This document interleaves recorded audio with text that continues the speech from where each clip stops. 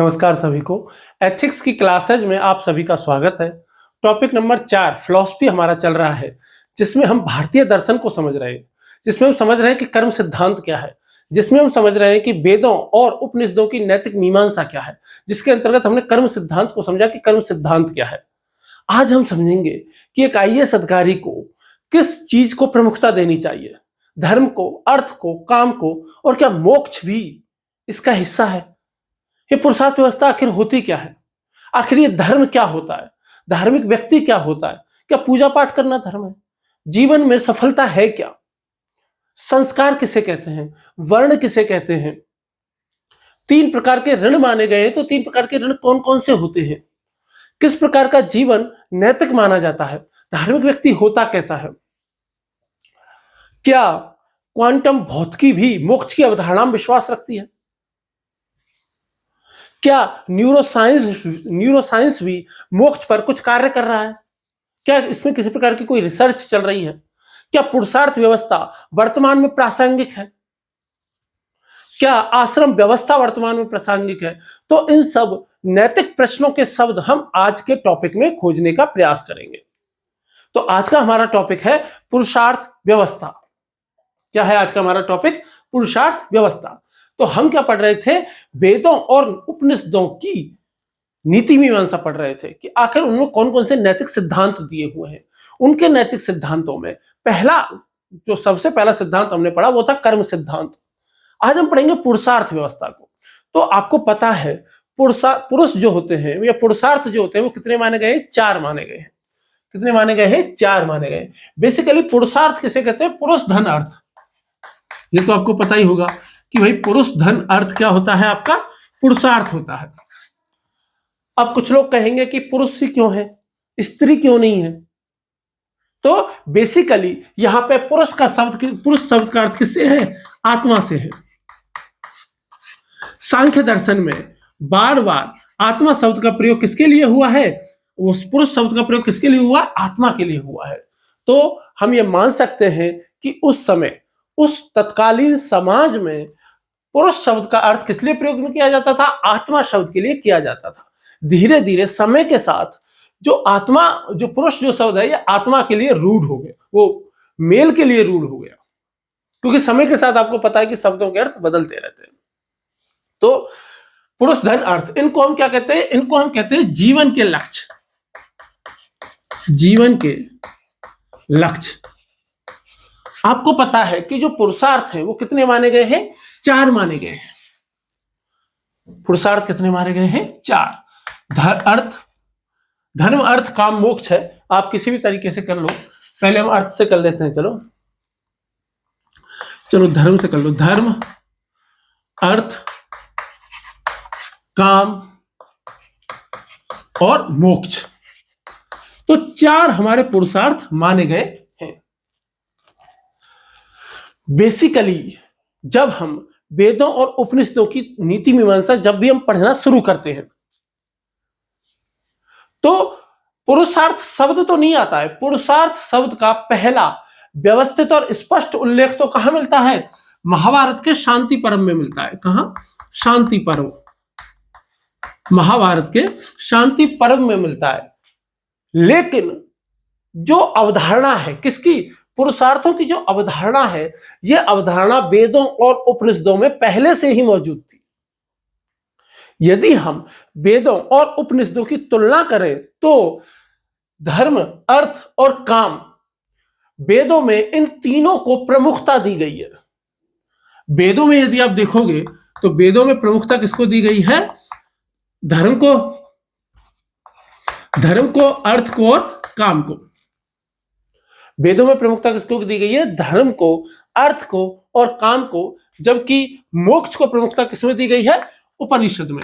उपनिषद जितने भी हैं, उपनिषदों में किसको प्रमुखता दी गई है? मोक्ष को प्रमुखता दी गई है। इसीलिए हम कहते हैं कि भाई उपनिषद प्राचीन भारतीय दर्शन का सबसे गहरा स्तर कहां पे दिखता है? उपनिषदों में दिखता है। तो महाभारत इनमें दिखता है।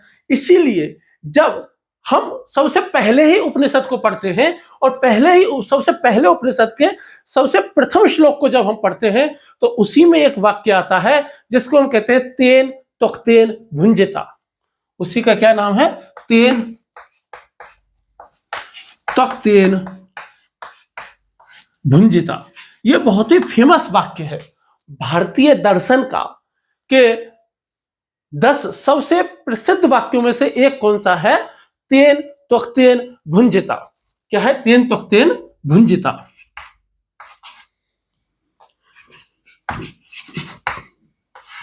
इसका मतलब होता है त्याग पूर्वक भोग करो। इसका मतलब क्या है? त्याग पूर्वक भोग करो, यानी कि भोग करो कहने का मतलब काम और अर्थ दोनों को ही भोग के अर्थ में लिया जा सकता है, क्योंकि भोग का अर्थ किससे है? काम से है। और भोग आप कब कर पाओगे? जब आपके पास अर्थ होगा तभी तो आप भोग कर पाओगे ना।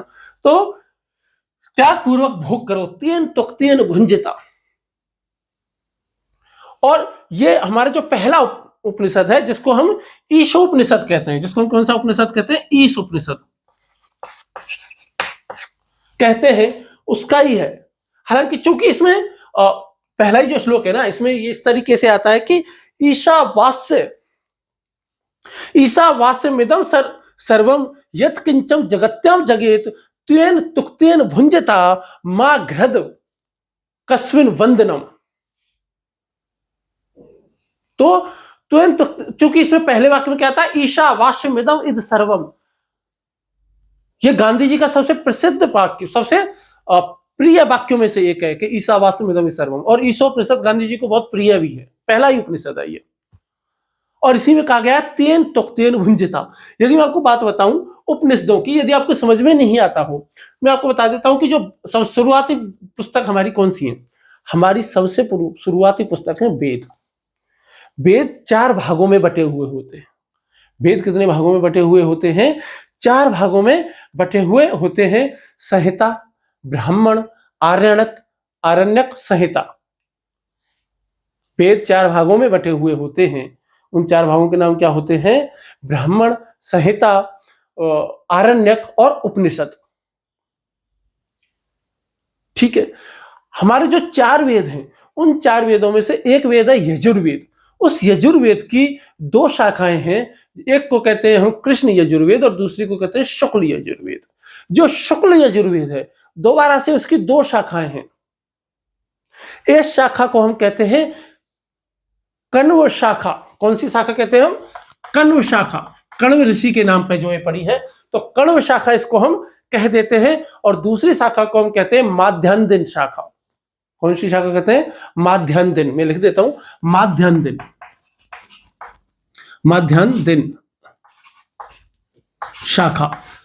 ये जो कण्व जो शाखा है, ये दक्षिण भारत में बहुत ज्यादा प्रचलित है, जबकि जो माध्यान्दिन है ये उत्तर भारत में प्रचलित है।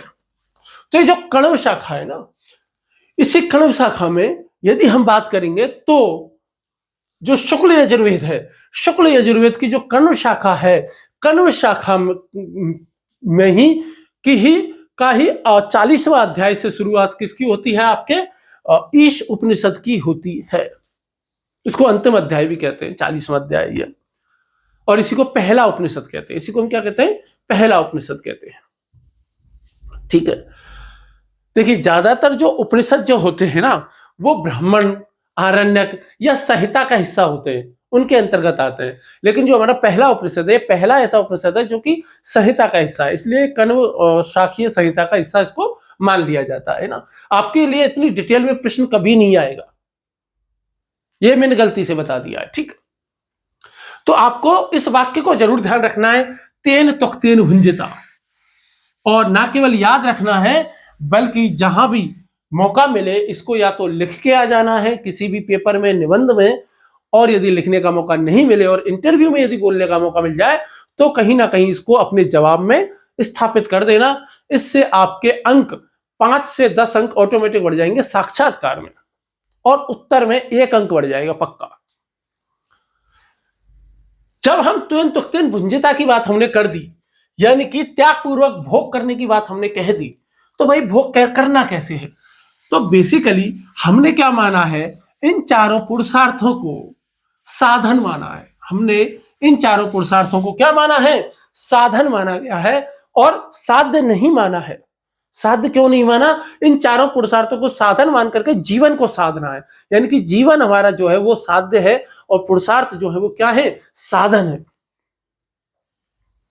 तो यदि हम शुरुआत करें इसकी, कहां से? अर्थ से यदि हम शुरुआत करते हैं कि भाई अर्थ क्या है, यहां से हम शुरुआत करें तो अर्थ क्या है? आप कह सकते हो कि धन, संपदा, भौतिक सुख सुविधा, भौतिक सुख सुविधा,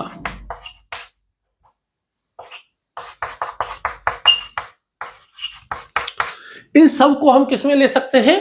अर्थ में ले सकते हैं। आप धन कमा रहे हो, अर्थ है आपका। आप किसी कोई भी भौतिक सुख यदि आप प्राप्त कर रहे हो, भौतिक धन सुख सुविधा आपके पास है, तो वो किसमें आ जाएगी? अर्थ में आ जाएगी।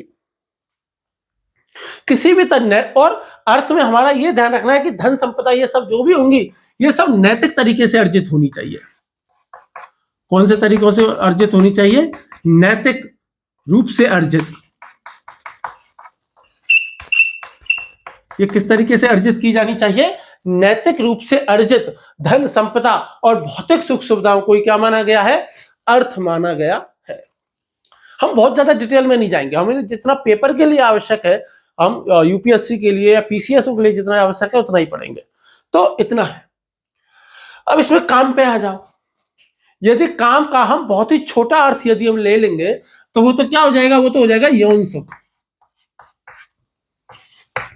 काम का बहुत ही संकीर्ण अर्थ क्या होता है?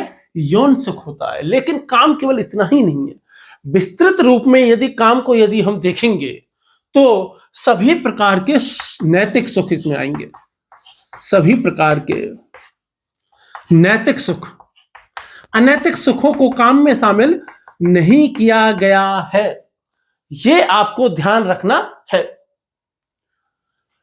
काम और अर्थ, इन दो की यदि हम बात करेंगे तो केवल इन दोनों के अर्थ में बता रहा हूं। तो अर्थ क्या है? साधन की तरह काम करता है कि यदि आपके पास अर्थ होगा तभी आपको काम की प्राप्ति हो सकती है।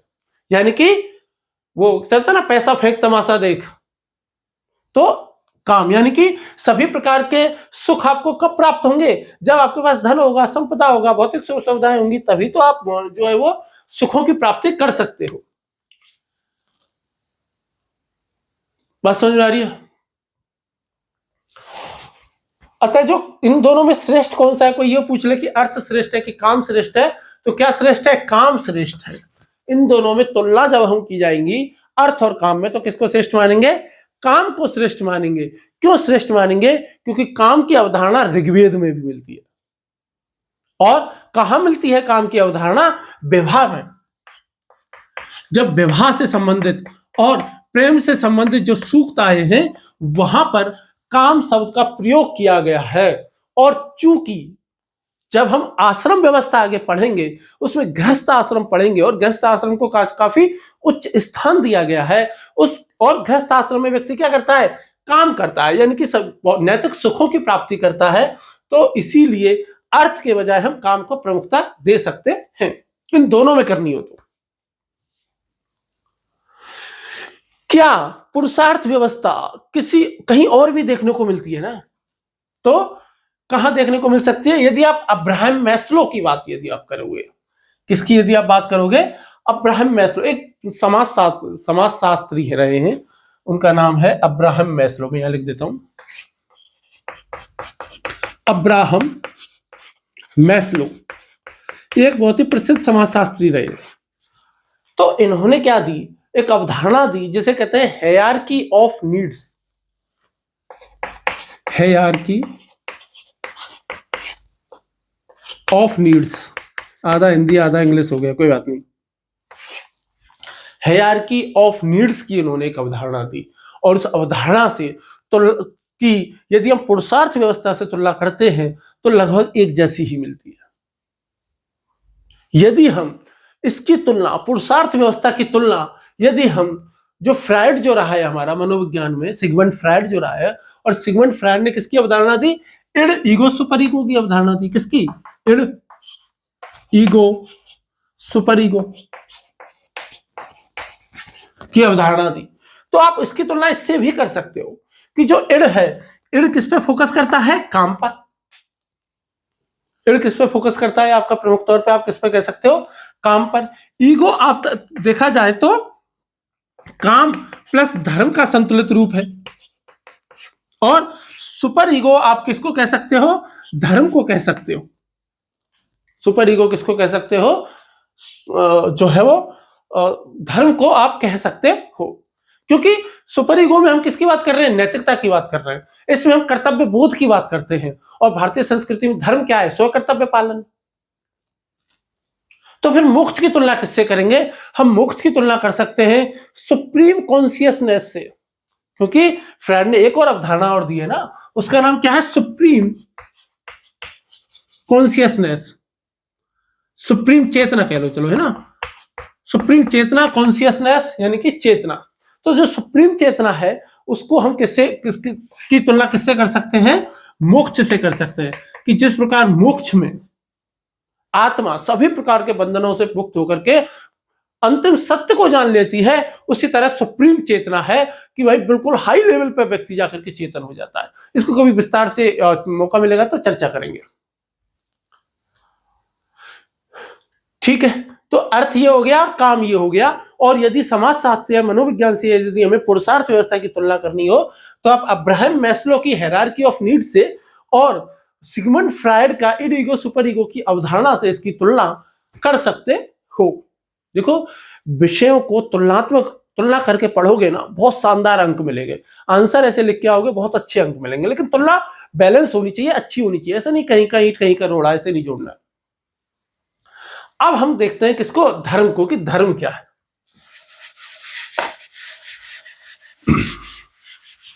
धर्म को जानने की कोशिश करते हैं। तो धर्म बेसिकली क्या है? तो भारतीय दर्शन में धर्म किसको कहते हैं? जो धारण किया जाए। धर्म हम किसको कह सकते हैं? जिसको धारण किया जाए वो धर्म है। जिसको धारण किया जा सकता है, जो धारण करने के योग्य है, उसको हम क्या कहते हैं? धर्म। धारण करने योग्य।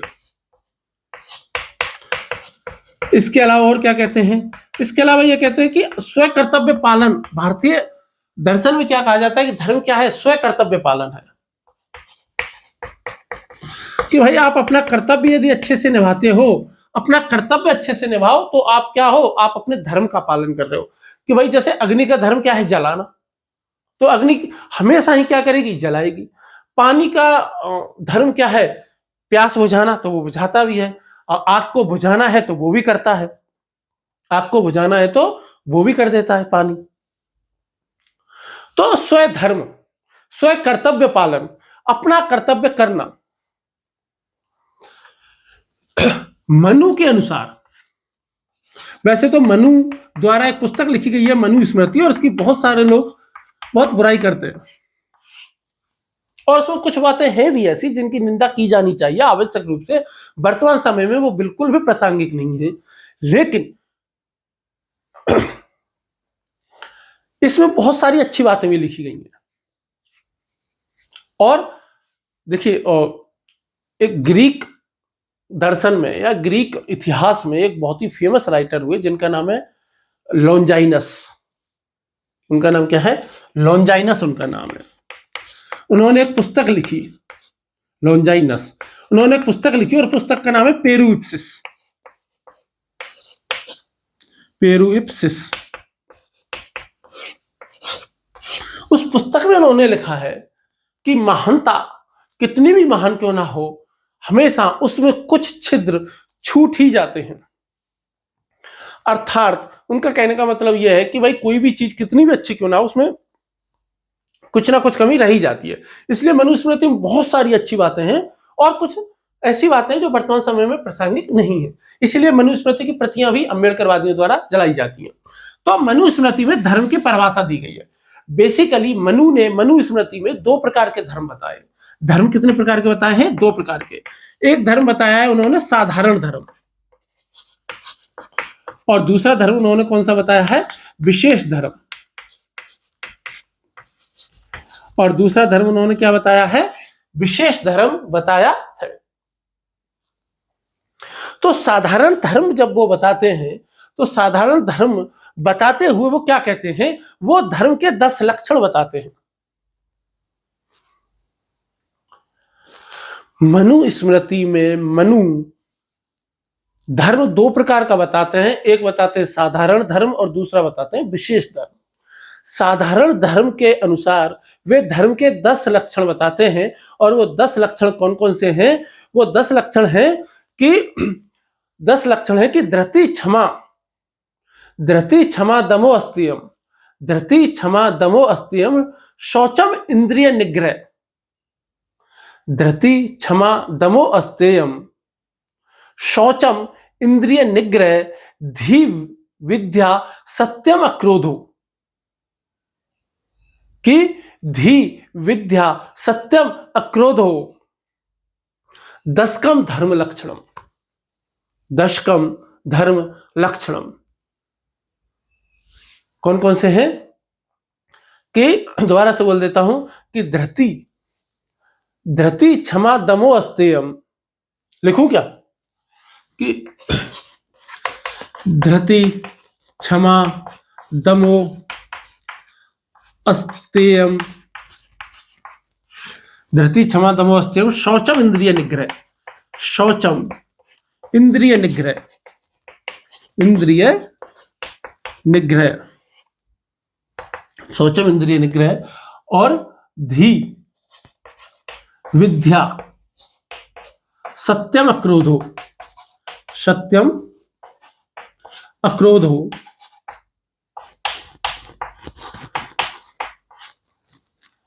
क्रोध हो, दशकम धर्म लक्षणम, दशकम धर्म लक्षणम।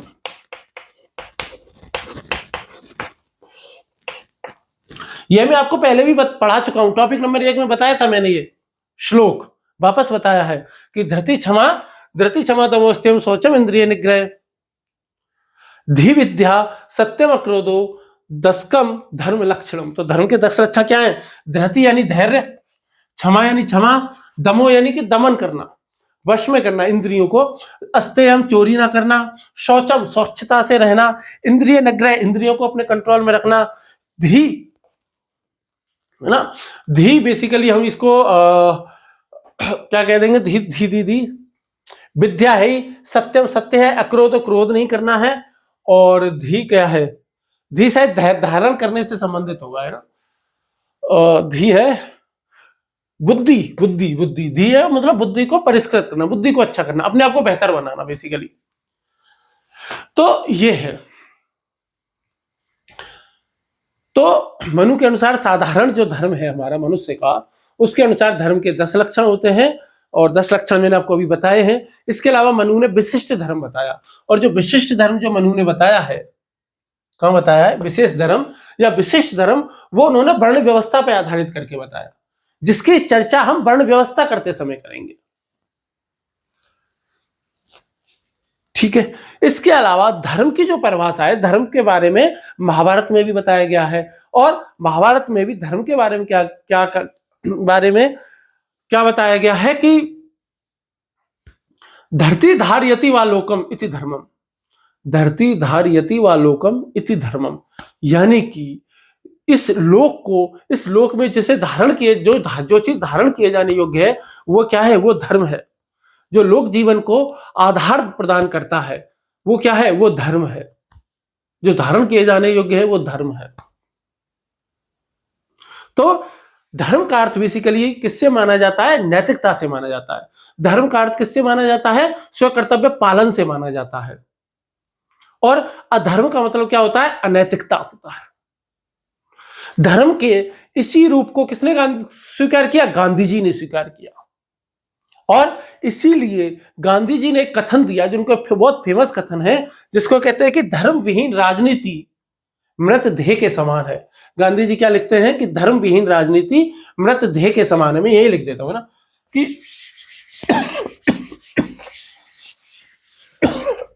सॉरी, कि धर्म विहीन राजनीति मृतदेह के समान है, मृतदेह के समान है, जिसे जला देना चाहिए, जिसे जला देना चाहिए। जब वो ये बात कहते हैं तो इसका मतलब वो क्या क्या स्वीकार कर रहे हैं कि राजनीति में धर्म होना चाहिए, लेकिन राजनीति में किस प्रकार का धर्म होना चाहिए? वो कह रहे हैं कि राजनीति में धर्म का मतलब, धर्म से मतलब है, राजनीति में धर्म से मतलब क्या है? नैतिकता से है। और किससे है? स्वयं कर्तव्य पालन से है।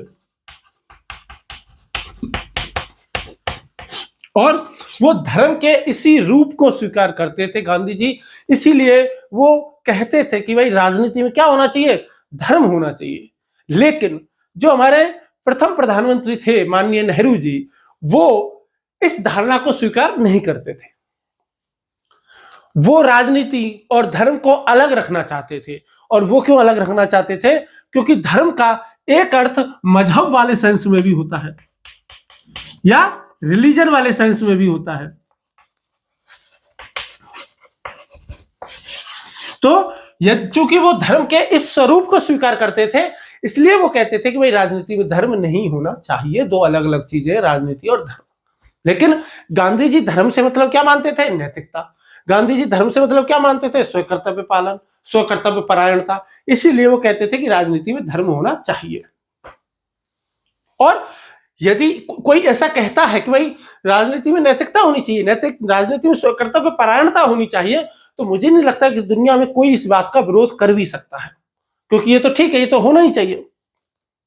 लेकिन चूंकि नेहरू जी अलग सेंस को स्वीकार करते थे, क्योंकि हिंदू धर्म के अलावा और जितने भी ज्यादातर धर्म हैं, बेसिकली उनका अर्थ मजहब या रिलीजन के सेंस में ही होता है। इसीलिए, और उसमें उनका अर्थ नैतिकता या स्वकर्तव्य पालन नहीं होता है, इसीलिए इसको राजनीति से अलग रखा जाता है। तो यह आपका क्या हो गया? धर्म। इतना ही आपसे पूछा जाएगा, इससे ज्यादा नहीं पूछा जाएगा। दर्शन में तो और बहुत ज्यादा गहराई में है, डिटेल में है, वहां हम चर्चा डिटेल में इतनी में नहीं जाएंगे। वहां तो बिल्कुल ही धर्म पे तो एक अलग से पुस्तक ही मिलती है ना, बड़ी बड़ी। चलिए आगे हम पढ़ते हैं किसको, कौन सा हमारा आखिरी रह गया? मोक्ष को। तो मोक्ष और प्राप्त कर लेते हैं, और मोक्ष प्राप्ति करने के बाद फिर हम आगे आश्रम व्यवस्था की तरफ चलेंगे, वर्ण व्यवस्था की तरफ चलेंगे, संस्कारों की तरफ चलेंगे। चलिए, तो अब हम क्या देख लेते हैं? मोक्ष। धर्म देख लिया, अर्थ देख लिया, काम देख लिया, मोक्ष रह गया है, तो मोक्ष की ओर प्राप्ति कर लेते हैं।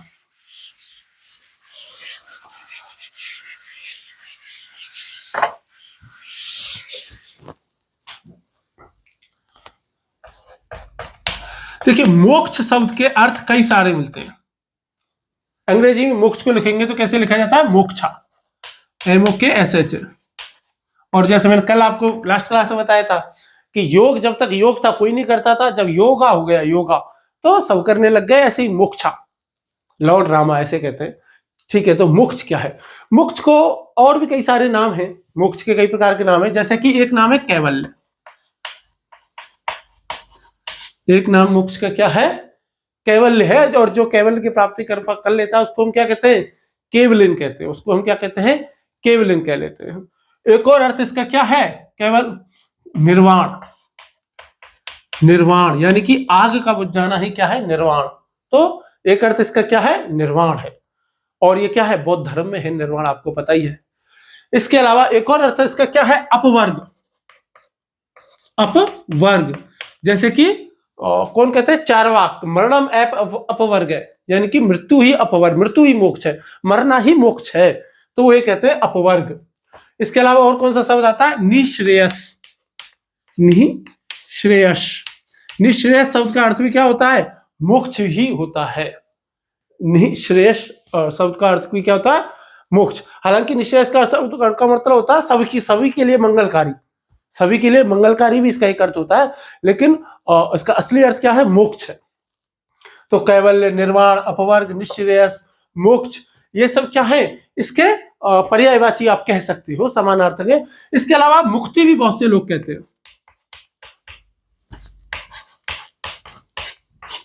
हालांकि आजकल मुक्ति किसी भी चीज के लिए कह सकते हैं। जैसे कोई आदमी चला गया तो क्या कहते हैं? चलो मुक्ति मिली यार, ऐसे भी कह देते हैं। बट वास्तविक अर्थ में मुक्ति का मतलब क्या है? मोक्ष ही है। भारतीय दर्शन की यदि हम बात करें तो मोक्ष क्या है? जीवन का सर्वोच्च लक्ष्य है। क्या? जीवन का सर्वोच्च लक्ष्य। जीवन का सबसे ऊंचा लक्ष्य क्या है? कि भाई एक बार मोक्ष की प्राप्ति हो जाए, बस फिर कोई टेंशन वाली बात नहीं है। क्या है ये? जीवन का सर्वोच्च लक्ष्य है। इसी को हम क्या कहते हैं? सर्वोच्च शुभ भी कह देते हैं। शुभ का मतलब दर्शन में कुछ अलग होता है, मतलब जीवन का लक्ष्य ही समझ लो सर्वोच्च शुभ से मतलब। निःश्रेयस का मतलब तो मैंने आपको बता ही दिया है, मंगलकारी, सभी के लिए मंगलकारी। निश्चित रूप से जो मंगलकारी है उसको क्या कहते हैं? निःश्रेयस कह देते हैं।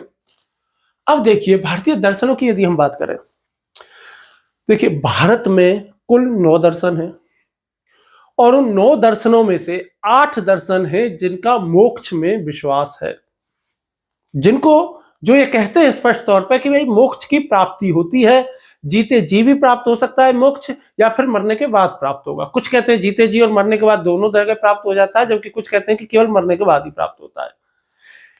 केवल एक अकेला चार्वाक दर्शन ऐसा है जो कहता है मोक्ष मोक्ष नाम की चीज कुछ नहीं होती। वो कहता है कि मरणम ऐप अपवर्गय, यानी कि मरना ही मोक्ष है।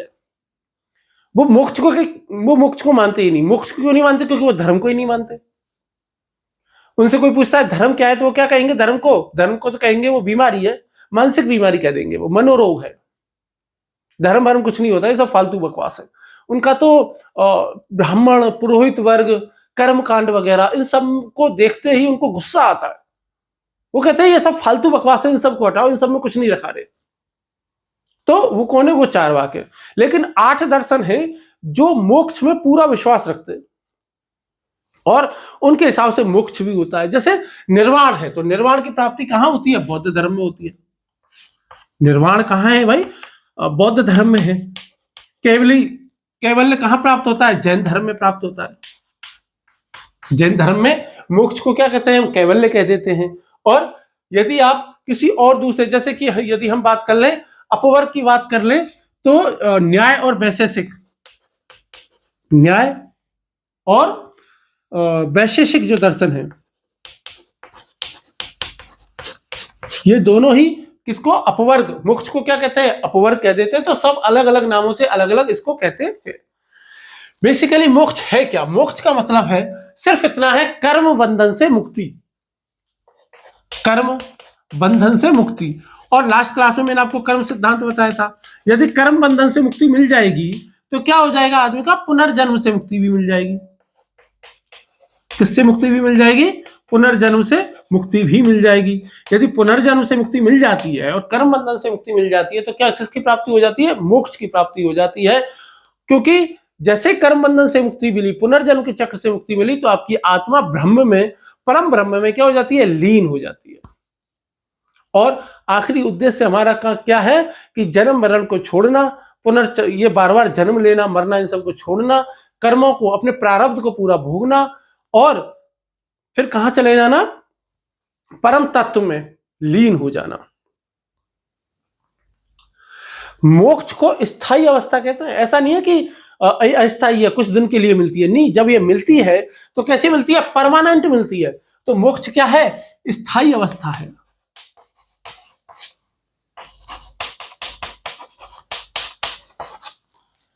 एक बार मोक्ष मिल गया तो हमेशा के लिए मिल जाएगा। ऐसा नहीं कि भाई कुछ दिनों बाद फिर आप धरती पे आओगे, नहीं नहीं नहीं। एक बार मोक्ष मिल गया मतलब मिल गया। अब मोक्ष की कुछ धारणाएं देखो। मोक्ष आपके सिलेबस में इतना ही है, हल्का सा और मैं बता देता हूं, उतना ही है। उससे ज्यादा गहराई में मोक्ष आपके सिलेबस में नहीं है, स्पष्ट तौर पर मैं बता रहा हूं आपको। लेकिन फिर भी हल्का सा और बता देता हूं, थोड़ा सी बात और बता देता हूं मोक्ष के बारे में। कि जो मोक्ष है ना, मोक्ष की 2 धारणाएं चलती हैं। मोक्ष की कितनी धारणाएं चलती हैं? 2 धारणाएं चलती हैं। एक मोक्ष को तो हम क्या कहते हैं? भावात्मक, और दूसरे को कहते हैं अभावात्मक। मोक्ष की कितनी अवस्थाएं होती हैं? 2। पहली होती है भावात्मक। भावात्मक, इसको सकारात्मक भी कह देते हैं। सकारात्मक, और दूसरी कौन सी है? अभावात्मक। अभावात्मक। और इसी को हम क्या कहते हैं? नकारात्मक। इन दोनों का मतलब क्या है? इन दोनों का मतलब यह है कि कोई पूछा कि मोक्ष में क्या होता है, तो ये क्या कहेंगे कि मोक्ष में परम आनंद होता है। मोक्ष में क्या होता है? परम आनंद की अवस्था जो होगी ना, जिसको हम चरम आनंद कह देते हैं, उसी को हम क्या कह देंगे? मोक्ष कह देंगे। और यहां पे अभावात्मक में क्या कहेंगे कि दुखों का ना होना ही मोक्ष है, दुखों का अभाव।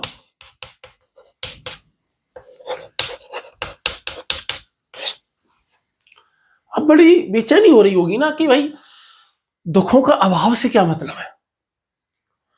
तो आप ऐसे मान लीजिए, ऐसे ये 0 है, ये है आपका दुख, या इसको कह लो चरम दुख, और ये इसको कह लो चरम सुख। ये 0 बैलेंस, यहां पे ना दुख है ना सुख है। ठीक। तो भावात्मक धारणा क्या कहती है कि मोक्ष यहां पे आकर के मिलता है। जब कोई व्यक्ति चरम सुख पे पहुंच जाता है तो वो मोक्ष है, जब वो परम आनंद की स्थिति में पहुंच जाएगा तो वो क्या है? वो मोक्ष है। और जो अभावात्मक जो धारणा है, अभावात्मक धारणा क्या कहती है कि यदि ये दुखी खत्म हो जाए, यदि हम इस स्थिति में आ जाए, तो इस स्थिति में क्या मिल जाएगा? मोक्ष मिल जाएगा। यानी कि जैसे ही दुखों का अभाव होगा, दुखों का अभाव होते ही किसकी प्राप्ति हो जाएगी? मोक्ष की प्राप्ति हो जाएगी। बात समझ में आ रही है?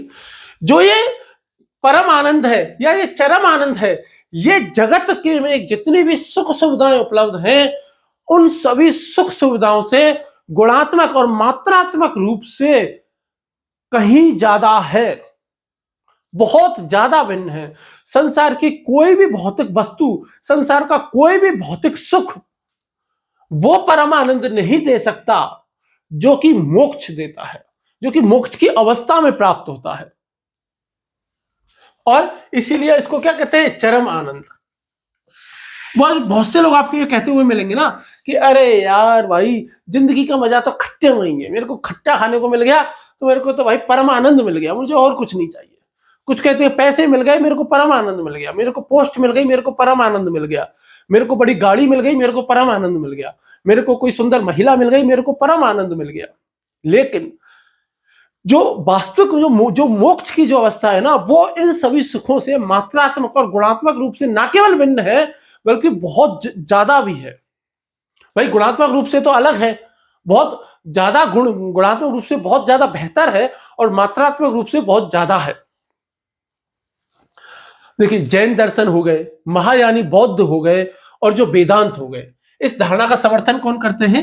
मैं नाम बता देता हूं, वैसे आपके लिए इतनी जरूरी नहीं है, लेकिन फिर भी जैन, हीनयान, बौद्ध दर्शन का हीनयान, और वेदांत, ये 3 लोग हैं जो कि किसका समर्थन करते हैं? आपके भावात्मक मोक्ष की भावात्मक धारणा का, कि भाई चरम सुख जब मिल जाता है तो क्या हो जाता है? हमको क्या मिल जाता है? चरम आनंद मिल जाएगा, तो वो मोक्ष है। जबकि अभावात्मक दुखों की बात यदि हम करेंगे तो इसमें कौन से आ जाएंगे आपके? देखो, इसमें हीनयानी आ जाएंगे। यहां महायानी है ना, यहां पे महायान है, थोड़ी सी गलती हो गई है, यहां पे कौन है? महायान है। तो देखिए, ऐसा है कि जो भावात्मक जो धारणा है ना, इस पे तो न्यूरोसाइंस भी रिसर्च कर रहा है, इस पे तो मनोविज्ञान भी विचार कर रहा है। जब मनोविज्ञान कहता है ना, जब हम कॉग्निटिव साइंस पढ़ते हैं और कॉग्निटिव साइंस में हम कॉन्शियस स्टडी जब हम करते हैं, तो उसमें ये पता चलता है कि भाई जो परम ध्यान की जो अवस्था होती है, परम चेतना की जो अवस्था होती है, वो क्या होती है? वो मोक्ष जैसी अवस्था हो सकती है, ऐसा उनका मानना है। यदि आप क्वांटम फिजिक्स की यदि आप बात करोगे, तो क्वांटम फिजिक्स में एक धारणा आती है जिसको हम कहते हैं होलनेस। उस धारणा को हम क्या कहते हैं? होलनेस। क्वांटम फिजिक्स की होलनेस यानी कि संपूर्णता का सिद्धांत भी कुछ हद तक भी किससे मैच करता है, मोक्ष की जो भावात्मक धारणा है इससे मैच करता है। और न्यूरोसाइंस तो ध्यान पर और योग पर क्या कर रहा है, साधना पर रिसर्च कर ही रहा है, ये बात मैं आपको बताई थी। और जो अभावात्मक जो धारणा है ना, जैसे मैंने आपको बताया देख भाई, हीनयानी हो गए, सांख्य हो गए, इसके अलावा योग हो गया, ये तीनों ही दर्शन ये क्या करते हैं, दुखों के अभाव की बात करते हैं। और न्याय, वैशेषिक और मीमांसा, यदि हम किसकी बात कर लें, न्याय, वैशेषिक और मीमांसा, वो दुखों का अभाव नहीं कहते मोक्ष को, वो क्या कहेंगे, ये तीनों ही चेतना का अभाव। कि जब चेतना भी खत्म हो जाए, बिल्कुल भी चेतना ना रहे, तो उसी को हम क्या कहेंगे, मोक्ष कहेंगे। ये बात कौन कहता है, न्याय दर्शन, वैशेषिक दर्शन और मीमांसा दर्शन कहते हैं। जैसे कि जो हीनयानी जो दर्शन है ना, बौद्ध दर्शन, वो क्या कहते हैं, निब्बानम परमम सुखम। ये क्या कहते हैं, इनका एक कथन है, ये दिख रहा है, दिख रहा है, निब्बानम परमम सुखम। निब्बानम परमम सुखम का मतलब क्या होता है कि निर्वाण का होना ही परम सुख है, यानी कि आग का बुझ जाना, यानी कि लालसा का खत्म हो जाना, इच्छाओं का पूरी तरह खत्म हो जाना ही क्या है, मोक्ष की अवस्था है। और जब सांख्य दर्शन से पूछा जाता है ना कि भाई तुम क्या कहते हो कि भाई किस चीज का खत्म होगा तो मोक्ष प्राप्ति होगी, तो सांख्य दर्शन कहते हैं कि दुखों का खत्म होना। और वो कहते हैं कि दुख 3 प्रकार के होते हैं। दुख जो होते हैं वो कैसे होते हैं, 3 प्रकार के, तो मैं यहां लिख देता हूं। सांख्य दर्शन के हिसाब से दुख कितने प्रकार के होते हैं, 3 प्रकार के होते हैं। एक होते हैं आदि दैविक, आदि दैविक, दैविक। एक होते हैं आदि भौतिक, और आदि दैविक हो गए, आदि भौतिक हो गए, और कौन से हो गए, आदि दैविक, आदि भौतिक, आदि दैविक और आध्यात्मिक।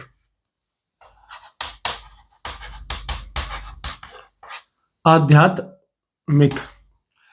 तो आदि दैविक का मतलब क्या होता है, बाढ़, भूकंप, सुनामी, प्राकृतिक घटना कोई घटेंगी, देव, आदि देव जो कोई लेकर के आ रहे हैं, तो उसको हम आदि दैविक कह देते हैं। आदि भौतिक, जो इस संसार से कोई दुख प्राप्त हो रहा है, जो क्या हो रहा है, इस संसार से कोई भी प्रकार का जो है वो क्या हो रहा है, दुख प्राप्त हो रहा है। जैसे किसी से शत्रुता हो गई, किसी ने आपके साथ हिंसा कर दी, मारपीट हो गई, गरीबी आ गई, बीमारी हो गई, ठीक है, सामाजिक अन्याय आपके साथ में हो रहा है, तो वो सब क्या हो जाएगा, आदि भौतिक हो जाएगा। और आध्यात्मिक क्या हो जाएगा, मानसिक रूप से कोई बीमारी हो गई, याददाश्त आपकी खत्म हो गई, आपकी बुद्धि बहुत ज्यादा कमजोर हो गई, इंद्रियों में असंतोष बहुत ज्यादा हो गया, आप में शारीरिक रोग लग गया, आपको चिंता लग गई, डिप्रेशन हो गया, तनाव हो गया, तो ये सारे के सारे क्या कहलाएंगे, आपके आध्यात्मिक दुख कहलाएंगे। तो सांख्य दर्शन क्या कहता है कि जब ये तीनों प्रकार के दुखों की समाप्ति हो जाती है, तो क्या इसकी प्राप्ति हो जाती है, मोक्ष की प्राप्ति हो जाती है। ठीक, चलिए, तो मोक्ष की 2 अवस्थाएं प्राप्त आई, एक है भावात्मक अवस्था, जिसमें वो कहते हैं परम चेतना, परम आनंद की स्थिति मोक्ष है, और एक होती है अभावात्मक धारणा या नकारात्मक दृष्टिकोण, जिसमें कहते हैं कि दुखों का अभाव ही क्या है, मोक्ष है। और जो हमारा सांख्य दर्शन है वो कह रहा है कि 3 प्रकार के दुखों का नष्ट हो जाता है तो हमें मोक्ष की प्राप्ति हो जाती है। और 3 प्रकार के दुख कौन कौन से हैं, आदि दैविक है, आदि भौतिक है और आध्यात्मिक है। आदि दैविक का मतलब बाढ़, सुनामी, भूकंप, प्राकृतिक घटना से कोई दुख हो रहा है। आदि भौतिक का मतलब इस संसार में, समाज में रहने से जो दुख मिल रहा है वो। और आध्यात्मिक का मतलब यहाँ पे किसी प्रकार का कोई दुख है तो वो। जब ये तीनों प्रकार के दुख नष्ट हो जाते हैं तो व्यक्ति को मोक्ष की प्राप्ति हो जाती है। ये कौन सा दर्शन कह रहा है, सांख्य दर्शन कह रहा है। आगे चले, आगे हम देखते हैं कि भाई मोक्ष कब मिलता है, मरने के बाद मिलता है या जीते जी भी मिल जाता है, मोक्ष आखिर मिलता कब है। और इसी को हम क्या कहते हैं, मोक्ष की अवस्था या मोक्ष की अवस्थाएं। तो मोक्ष की अवस्थाएं क्या है, तो मोक्ष की अवस्थाएं 2 हैं। मोक्ष की अवस्थाएं कितनी मानी गई हैं?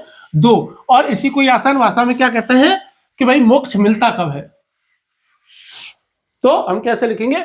मोक्ष की अवस्थाएं, मोक्ष की अवस्थाएं, यानी कि मोक्ष कब मिलता है। तो कब मिलता है में इसमें 2 धारणा है। पहली है विधेय मुक्ति। पहली धारणा को हम क्या कहते हैं? विधेय मुक्ति। और विधेय मुक्ति का मतलब क्या है? मरने के बाद, कि भाई मोक्ष मरने से पहले नहीं मिल सकता। मोक्ष यदि आपको चाहिए तो मरना पड़ेगा, जीते जी मोक्ष नहीं मिल सकता। ये कौन कह रहा है? विधेय मुक्ति कह रही है। और दूसरी जो धारणा है उसको हम कहते हैं सधेय मुक्ति। सधेय मुक्ति, उसको हम सधेय मुक्ति भी कह देते हैं या जीवन मुक्ति भी कह देते हैं। और सधेय मुक्ति या जीवन मुक्ति धारणा क्या कहती है कि जो मोक्ष है आपको वो जीते जी भी मिल सकता है। कैसे मिल सकता है? जीते जी भी मिल सकता है। जैसे शंकराचार्य जी ने कहा था कि वो क्या है? वो जीवन मुक्त हैं। तो उन्होंने कह दिया था कि भाई मैं जीवन मुक्त हूं, यानी कि मुझे जीते जी ही मोक्ष की प्राप्ति हो चुकी है। और यही बात किसने कही थी? गौतम बुद्ध ने भी यही बात कही थी कि भाई मैं भी क्या हूं? जीवन मुक्त हूं। मुझे भी जीते जी किसकी प्राप्ति हो चुकी है? निर्वाण की प्राप्ति हो चुकी है। ठीक है, चलिए आगे देख लेते हैं। जैसे विधेय मुक्ति हम कहते हैं, और विधेय मुक्ति क्या कहते हैं कि केवल मरने के बाद ही मोक्ष की प्राप्ति होती है। केवल किसके बाद मोक्ष की प्राप्ति होती है? मरने के बाद ही मोक्ष की प्राप्ति होती है। तो ये कौन कहता है? ये इसको कहता है वैष्णव। जो वेदांत मत है ना हमारा, वो हमारा क्या मानता है कि जब आत्मा मरती है और मरने के बाद जब वो ब्रह्म में, विष्णु भगवान में जब वो लीन हो जाती है तब मोक्ष की प्राप्ति होती है। यह कहता है वैष्णव वेदांत। इसके अलावा और कौन कह रहा है? मीमांसा। कि भाई मीमांसा तो कर्म कांड पे बल देता है। ये कहता है कि जो व्यक्ति जीवन में बहुत अच्छे कर्म करता है जब वो मरता है तो ब्रह्म में लीन हो जाता है। इसके अलावा कौन कह रहा है मीमांसा के बाद में? न्याय और वैशेषिक भी कह रहे हैं, क्योंकि न्याय जो भी बात न्याय कहेगा वो वैशेषिक तो ऑटोमेटिक कह ही देता है। न्याय वैशेषिक भी यही बात कहते हैं।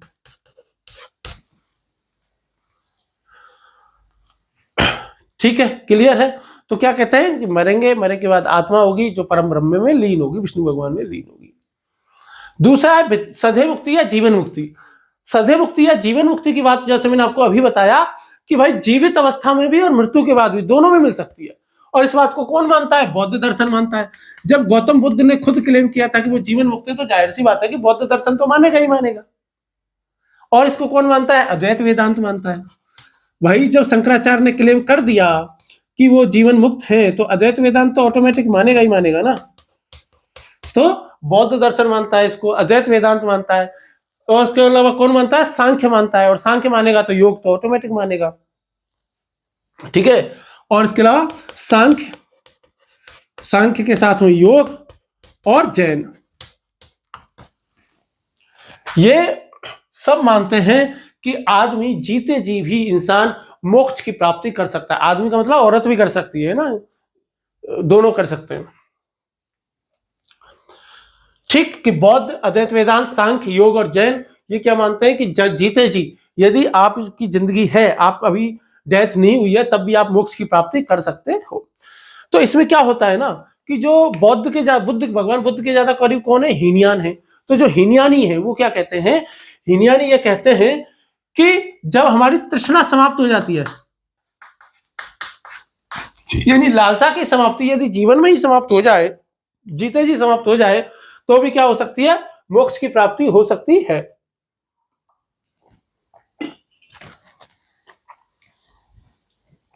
मोक्ष की प्राप्ति हो सकती है। और अद्वैत वेदांत में के कौन है? शंकर जी हैं, शंकराचार्य जी या आचार्य शंकर जी। और आचार्य शंकर जब कहते हैं कि जब व्यक्ति को ये अनुभव कर लेता है ना बहुत अच्छे से, जब वो इतना ज्ञान प्राप्त कर लेता है कि ये माया के बंधनों से जब व्यक्ति मुक्त हो जाता है और वो समझ जाता है कि भाई कि वो निर्वाण षटकम है ना उनका, न पापम न पुण्यम न सुख्यम न दुख्यम, कि मनोबुद्धि अहंकार चित्तानी ना हम, कि मैं कुछ भी नहीं हूं। चिदानंद स्वरूपम शिवोहम शिवोहम, मैं शिव का ही रूप हूं, तो बेसिकली मैं ब्रह्म का ही रूप हूं। ठीक, तो बेसिकली आपको यह ध्यान रखना है कि मोक्ष की दो अवस्थाएं होती है, एक होती है विधेय मुक्ति, एक होती है सदैव मुक्ति। मरने के बाद, कौन कहता है मरने के बाद ही मिल सकता है मोक्ष?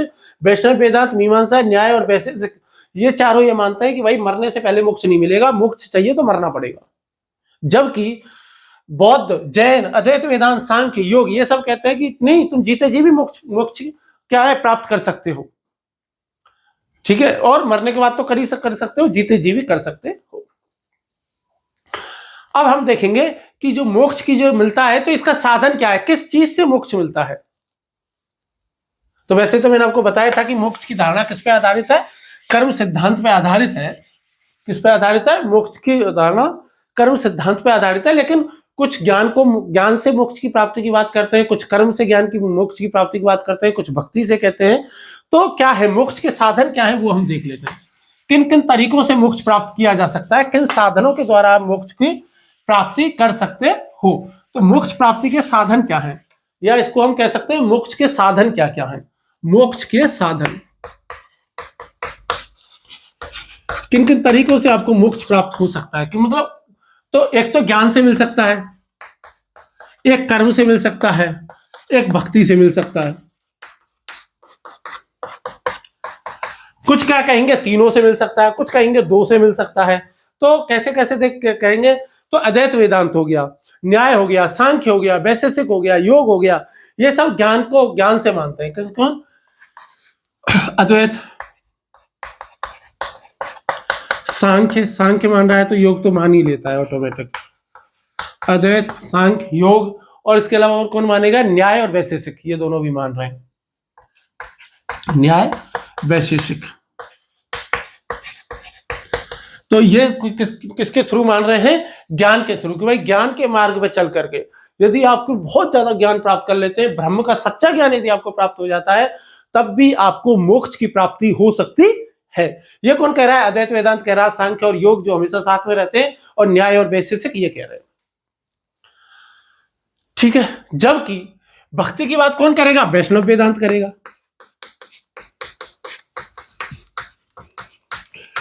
कि भक्ति द्रावण उपजी लाए रामानंद, आपको पता ही है, सुना ही होगा। इसी में ही तो, तभी तो इसमें रामानुजाचार्य हुए, वल्लभाचार्य हुए, मध्व हुए, निम्बार्क हुए, और चैतन्य महाप्रभु हुए। ये सब क्या है? वैष्णव वेदांती, ये सब भक्ति की बात करते हैं। भक्ति करो, चिमटा बजाओ रात भर, ठीक है, हरिओम हरिओम हरिओम हरिओम, है ना, कौन सा है, वृंदावन में राधे राधे, इस तरीके से करते रहो बस, और मस्त आपको क्या हो जाएगा? मोक्ष की प्राप्ति हो जाएगी।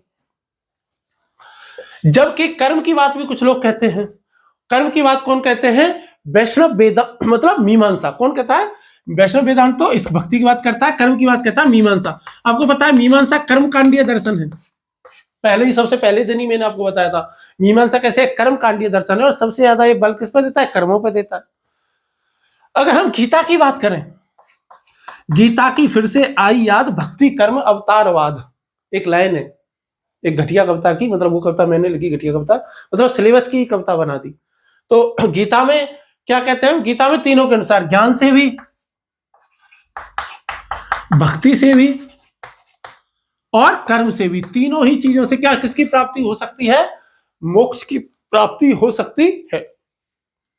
और इन तीनों पर किसकी बात करता है? जैन दर्शन भी यही बात कहता है। जैन दर्शन मोक्ष के लिए क्या देता है? त्रिरत्न देता है। और त्रिरत्न क्या है उसके? सम्यक दर्शन, क्या है? सम्यक दर्शन, सम्यक ज्ञान, और सम्यक चरित्र। तो इन तीनों तरीकों से क्या हो सकता है? मोक्ष की प्राप्ति हो सकती है। तो मोक्ष के साधन क्या क्या है? ज्ञान है, कर्म है, और भक्ति है। देखो, इनको जब हम डीपली पढ़ेंगे तो बहुत ज्यादा, बहुत कुछ है दर्शन में, फिलॉसफी में तो, लेकिन हम केवल एथिक्स के लिए बहुत कम लेवल पे देख रहे हैं, मामूली सा देख रहे हैं, ताकि अपना काम चल सके, इतना ही। यदि किसी को गहराई में जानना हो तो वो कमेंट सेक्शन में पूछ सकता है, ठीक है। मोक्ष की धारणा, अब हम देखेंगे कि मोक्ष की धारणा कर्म पे आधारित है। ये तो मैंने आपको लास्ट सेक्शन में ही बता दिया था कि भाई कर्म कितने प्रकार के होते हैं? 3 प्रकार के होते हैं, संचित कर्म, संचयमान कर्म, और प्रारब्ध। संचित कर्म कौन से हैं? जो इकट्ठे हो गए हैं आपके, भाई जो अभी आप वर्तमान में कर्म कर रहे हो, क्या है? संचयमान कर्म है। और ये इकट्ठे होते जा रहे हैं। जैसे जैसे इकट्ठे होते जा रहे हैं इनको संचित कर्म कह रहे हैं। और ऐसे संचित कर्म जिनका फल मिलना शुरू हो गया है उनको हम क्या कहते हैं, प्रारब्ध कह देते हैं। उनको हम क्या कह देते हैं, प्रारब्ध कह देते हैं, भाग्य कह देते हैं, किस्मत कह देते हैं, नियति कह देते हैं, जो भी आप कहना चाहो। समझ में? तो व्यक्ति वर्तमान में जो कर्म कर रहा है उनको हम क्या कहते हैं, संचयमान कर्म। अब हम जो केवल मनुष्य के हाथ में केवल और केवल क्या है, संचयमान कर्म है। क्या प्रारब्ध मनुष्य के हाथ में? नहीं। अप्रत्यक्ष रूप से प्रारब्ध मनुष्य के हाथ में है, क्योंकि वो संचयमान कर्म जब कर रहा है तो संचयमान कर्म ही संचित कर्म बनेंगे, और जब उसका प्रारब्ध जो बनेगा वो किससे बनेगा, संचित कर्म से ही बनेगा। ठीक, ये पिछली क्लास में मैंने काफी विस्तार से बता दिया था, इसलिए मैंने इसको ऐसे ही बता दिया। अब हम देखते हैं वर्तमान समय में मोक्ष की प्रासंगिकता। वर्तमान समय में मोक्ष जैसी बकवास बातें कौन करता है यार? किसको चाहिए वर्तमान समय में मोक्ष? किसी को नहीं। अरे हमें तो यही जीना है यार, जो भी कुछ है वो यही है, ऐसा बहुत से लोग कहते हैं। तो हम क्या देखते हैं, वर्तमान समय में मोक्ष की प्रासंगिकता। आपसे इंटरव्यू में पूछ लिया जाए कि भाई मोक्ष क्या होता है, क्या एक आईएएस के लिए मोक्ष की कामना करनी चाहिए कि नहीं करनी चाहिए? वर्तमान समय में मोक्ष की प्रासंगिकता। वर्तमान समय में मोक्ष किसे कहेंगे, प्रासंगिकता।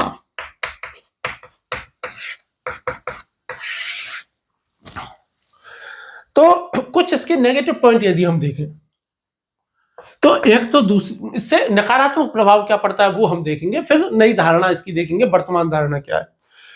देखिए, ये सबसे पहली बात तो ये कैसी है, अलौकिक बात है। अलौकिक जो इस लोक से संबंधित नहीं है उसको हम क्या कहते हैं, अलौकिक बात।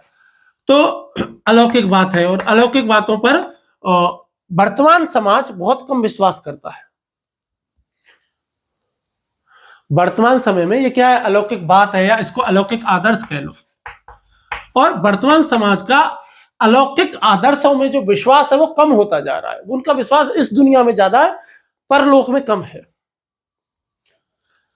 इसके अलावा बहुत सारे लोगों ने मोक्ष की पारंपरिक धारणा पर भी प्रश्न खड़े किए हैं। मोक्ष की पारंपरिक धारणा पर प्रश्न खड़े किए हैं, पारंपरिक धारणा पर प्रश्न भी खड़े किए हैं कि भाई मोक्ष कुछ होता है नहीं, मरने के बाद मिलेगा, जीते जी मिलेगा, और कुछ पता तो चलता नहीं है, भाई हम इसको नहीं मानेंगे। जैसे कुछ लोग तो ये भी कहते हैं कि भाई मोक्ष की बात तुम हमेशा कहते हो तो पुरुषों के लिए ही कहते हो, स्त्रियों को तो मोक्ष की बात करते ही नहीं हो। स्त्रियों के लिए तो मोक्ष की बात करते ही नहीं हो, क्योंकि तुम तो पुरुषार्थ शब्द का यूज करते हो, और पुरुष शब्द का अर्थ तो मेल होता है। और वो ये भी कहते हैं कि भाई जो मोक्ष है, मोक्ष के कुछ रास्ते ऐसे हैं जिनमें संन्यास धारण करना है, और संन्यास धारण कर दोगे तो आप घर को छोड़ दोगे, परिवार को छोड़ दोगे, समाज को छोड़ दोगे, तो भाई ये कैसा मोक्ष हो गया? अगर दुनिया में हर एक व्यक्ति घर को छोड़ दे, परिवार को छोड़ दे, समाज को छोड़ दे, तो ये प्रकृति कैसे चलेगी? तो इसलिए हम मोक्ष को नहीं मानते। और जो कि ये सारे काम करना महिलाओं के लिए पॉसिबल नहीं होता है। और दिगंबर जो जैन ग्रंथ हैं, जैन दर्शन के जो दिगंबर जो ग्रंथ हैं, उनमें तो स्पष्ट तौर पे कहा गया है कि महिलाएं मोक्ष की अधिकारी नहीं होती हैं। इसके अलावा अम्बेडकरवादियों का भी बहुत बड़ा आक्षेप है। वो कहते हैं कि भाई मोक्ष केवल और केवल तुम किनको दे रहे हो, उच्च वर्णों को दे रहे हो, निम्न वर्णों को तो तुम क्या मोक्ष दे ही नहीं रहे। वो कहते हैं कि मोक्ष की धारणा किसके लिए? उच्च वर्णों के लिए, निम्न वर्णों को तो मोक्ष दे ही नहीं रहे। इसीलिए डॉक्टर अम्बेडकर हो गए, अम्बेडकरवादी हो गए, नवबौद्ध विचारधारा के लोग हो गए, वो ये कह रहे हैं कि मोक्ष की जो अवधारणा है वो समता मूलक समाज के खिलाफ है, समता मूलक समाज के विरुद्ध है। इससे समाज में समता मूलक समाज नहीं बन सकता, उनका ये आरोप है। दूसरी बात, कुछ लोग ये भी कहते हैं कि जो मोक्ष है ये व्यक्ति को परलोकवादी बना देता है, उसका ध्यान फिर इस लोक में कम रहता है और दूसरे लोक में ज्यादा रहता है। और इससे क्या होगा, इस दुनिया का विकास करना है ये कोई व्यक्ति नहीं सोचेगा, और इससे क्या होगा, विकास प्रभावित होता है। और इससे क्या होता है, हमारा जो डेवलपमेंट है, जो हम विकास करना चाह रहे हैं देश का, राष्ट्र का, समाज का, ये क्या होता है, प्रभावित होता है। तो फिर क्या करें, फिर मोक्ष की धारणा क्या है? तो हम समझाने के लिए ये बात कहते हैं, इन सभी प्रश्नों के जवाब में हम क्या देते हैं, मोक्ष की नई धारणा, या मोक्ष की वर्तमान धारणा। तो मोक्ष की वर्तमान धारणा क्या है, हम किस तरीके से वर्तमान समय के हिसाब से मोक्ष को कैसे डिफाइन करें?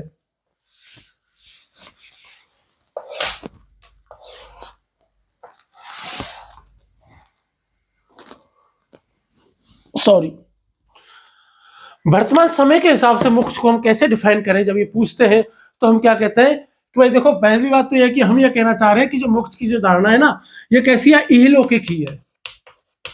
कैसी है? इहलौकिक है। क्योंकि हम क्या कह रहे हैं, हम तो जीवन मुक्ति की भी बात कर रहे हैं ना, कि जीते जी भी मोक्ष मिल सकता है।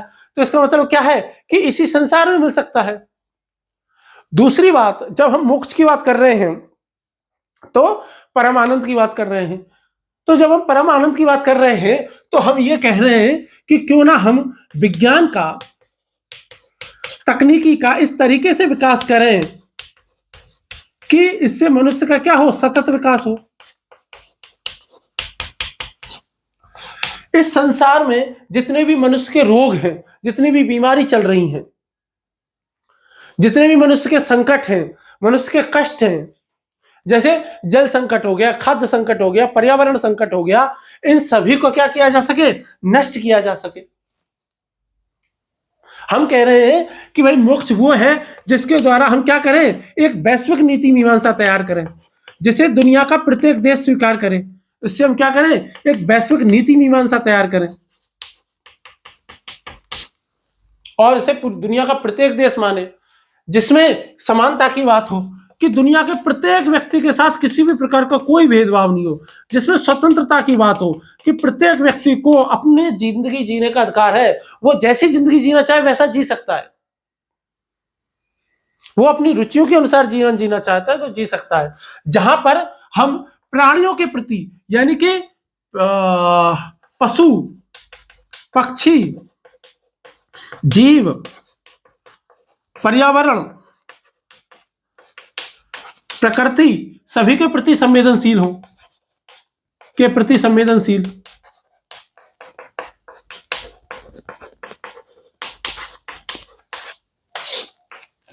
हम सभी के प्रति संवेदनशील होना चाहते हैं। हम अंतर्राष्ट्रीय नैतिकता का विकास करना चाहते हैं। वैश्विक नीति मीमांसा बनेगी तो उससे अंतर्राष्ट्रीय नैतिकता बढ़ेगी, अंतर्राष्ट्रीय नैतिकता बढ़ेगी तो आतंकवाद रुकेगा, आतंकवाद रुकेगा, दो लोग एक दूसरे पर अटैक नहीं करेंगे।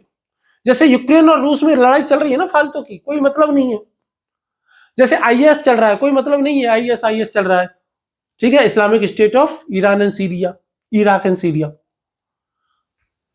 और जितने भी आतंकवादी कोई संगठन चल रहे हैं, इन सबको खत्म करो, तकनीकी का विकास करो, विज्ञान का विकास करो, सबका साथ सबका विकास करो ना, पूरी दुनिया का विकास हो, पूरी दुनिया के एक एक व्यक्ति का विकास हो। हम ये नहीं देखें कि कौन से धर्म का है, हम ये न देखें कौन सी जाति का है, कौन से रंग का है, कौन से देश का है, कौन से महाद्वीप का है, सबका विकास होना चाहिए। अगर हम इस तरह की दुनिया बना देंगे तो मोक्ष हमें इसी जीवन में मिल जाएगा, यही लोक में ही मिल जाएगा, जीते जी मिल जाएगा। जीते जी लोग मोक्ष प्राप्त करना चाहते हो, पूरी धरती को यदि मोक्ष की प्राप्ति हो तो इस तरीके का काम करो। पर्यावरण संकट हो गया, जलवायु परिवर्तन हो गया, प्राकृतिक संसाधन का उपयोग हो गया, इन सबको अच्छे तरीके से उपयोग में लो। यदि हम मोक्ष को दुखों से मुक्ति कहते हैं तो इसका एक अर्थ यह भी है ना कि कोई भी व्यक्ति गरीब ना हो, किसी भी व्यक्ति के साथ किसी प्रकार का कोई अन्याय ना हो, किसी भी व्यक्ति के पास साथ किसी भी प्रकार, किसी भी आधार पर कोई भेदभाव ना हो। तो ये भी क्या है, ये भी आनंद की व्यवस्था है, ये भी दुखों का अभाव है।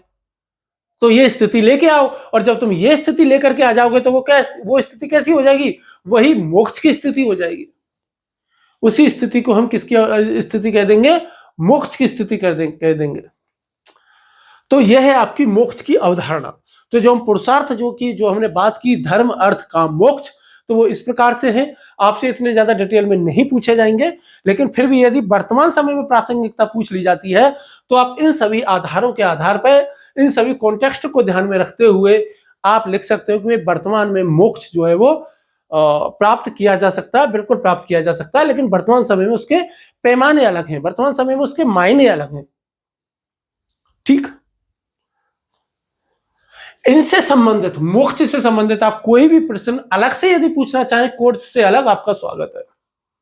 किसी भी वेद या उपनिषद के संबंध में आपका कोई भी डाउट हो, कोई भी प्रश्न आप पूछना चाहें, आपका स्वागत है। एक जिंदगी की सफलता क्या है, किस तरह की जिंदगी हम जिए, जिंदगी में खुशियों का राज क्या है, इससे संबंधित कोई भी प्रश्न यदि आप पूछना चाहें तो आपका स्वागत है। सांख्य, बौद्ध, योग, मीमांसा, किसी भी दर्शन से संबंधित कोई भी सवाल यदि आप अतिरिक्त रूप से पूछना चाहो तो आपका स्वागत है। कुल मिलाकर मैं ये कहना चाहता हूं कि आपका कोई भी प्रकार का सवाल पूछो, सोशियोलॉजी, फिलॉसफी, पॉलिटिकल, आपका स्वागत है। इवन आप फिजिक्स के भी सवाल पूछ सकते हो, क्वांटम भौतिकी का सवाल तो सवाल होता है, कोई कहीं से भी पूछा जा सकता है। ठीक है, तो यदि वो दर्शन से यदि किसी प्रकार से जुड़ता होगा तो बिल्कुल मैं उसका जवाब देने की पूरी कोशिश करूंगा। तो ये आपके हमने दो सिद्धांत पढ़ लिए हैं वेद और उपनिषदों में, जो नीति मीमांसा दी गई, एक कर्म सिद्धांत पढ़ लिया, एक पुरुषार्थ व्यवस्था पढ़ ली। अब नेक्स्ट व्यवस्था है आपकी वर्ण व्यवस्था। नेक्स्ट व्यवस्था कौन सी? आपकी वर्ण व्यवस्था। तो बताओ इसी क्लास में पढ़ोगे कि नेक्स्ट क्लास में? और ये क्लास जो है वो 1 घंटे से ज्यादा की हो चुकी है। यदि आप चाहो तो हम नेक्स्ट क्लास में भी पढ़ सकते हैं कि भाई 1 घंटे से ज्यादा की क्लास हमसे बर्दाश्त नहीं होती एक बार में, और आप कहो कि नहीं हम तो 2 घंटे 3 घंटे की क्लास भी कर सकते हो, तो I don't have any problem. तो ज्यादातर वीडियो मैंने 1 घंटे की ही बनाई है, तो इसको भी 1 ही घंटे की रखते हैं, है ना। और नेक्स्ट क्लास हमारी किसकी रहेगी? वर्ण व्यवस्था की रहेगी, या वर्णाश्रम व्यवस्था हम पढ़ेंगे। वर्णाश्रम व्यवस्था तो क्या होती है? वर्णाश्रम व्यवस्था। आखिर क्यों विभाजन किया जाता है? आखिर डिवीजन ऑफ लेबर क्यों किया जाता है? आखिर वर्ण व्यवस्था जाति व्यवस्था में कैसे तब्दील हो गई? क्या वर्ण व्यवस्था भी किसी प्रकार से नैतिक हो सकती है? क्या वर्तमान समय में वर्ण व्यवस्था की कोई प्रासंगिकता है? क्या वर्ण व्यवस्था का कोई स्वरूप वर्तमान समय में चल रहा है? वर्ण व्यवस्था और जाति व्यवस्था का आपस में क्या लिंक है? तो इन सबसे संबंधित जो प्रश्न है वो हम नेक्स्ट वीडियो में करेंगे, सॉल्व करेंगे। आप चाहो तो इससे संबंधित, वर्ण व्यवस्था से संबंधित, संस्कारों से संबंधित कोई भी प्रश्न है तो वो पूछ सकते हो। किसी भी प्रकार का कोई भी सवाल हो आप पूछें, बिल्कुल आपका स्वागत है। मैं तो खुद चाहता हूं आप लोग ज्यादा से ज्यादा मुझसे सवाल पूछें, सभी प्रकार के सवाल पूछें, जितने प्रकार के सवाल आप पूछ सकते हैं पूछें। चलिए फिर तब नेक्स्ट क्लास में मिलते हैं, तब तक के लिए धन्यवाद, नमस्कार। पढ़ते रहिए, ऐसे ही ज्ञान प्राप्त करते रहिए, और एथिक्स के पेपर में ज्यादा से ज्यादा अंक हासिल करें, जीवन में आप उच्चतम सफलता हासिल करें, यही कामना है। जीवन में आप सुखी हों, अच्छे कर्म करें, नैतिक कर्म करें। तो चलिए फिर नेक्स्ट क्लास में मिलते हैं, और तब तक के लिए धन्यवाद, नमस्कार।